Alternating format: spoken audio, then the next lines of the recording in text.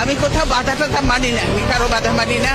আমি নির্ভয়ে নির্দ্বিধায় এগিয়ে যাব, কেন আমার সঙ্গে জনগণ আছে, দেখতে পাচ্ছি সব জনগণ আছে।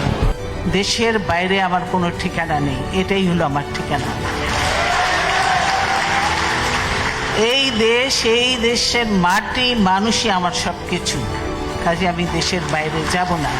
আমি বলেছি আমার কিছু চাই না, আমি এখন জনগণের জন্য, দেশের জন্য, মানুষের জন্য কাজ করতে চাই। আমার প্রধানমন্ত্রী হওয়ার কোনো শখ নেই।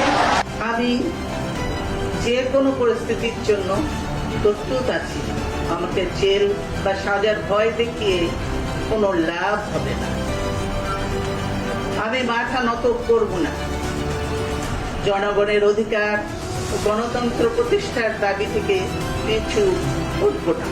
দেশের লোকের অবস্থা যতদিন পরিবর্তন করে ততদিন আমিও নিজে অত বিলাসিতা পছন্দ করি না। আমরা সবসময় রেশনের চাল খাই, তো তার মধ্যে থেকে আমাকে সে 2000 টাকা দিত, ওর মধ্যেই আমার সংসার চালাতে হতো। মানে আমার ছেলেদেরও কোনো সময় কোনো রকম বেশি কাপড় চোপড় সে পছন্দ করতো না।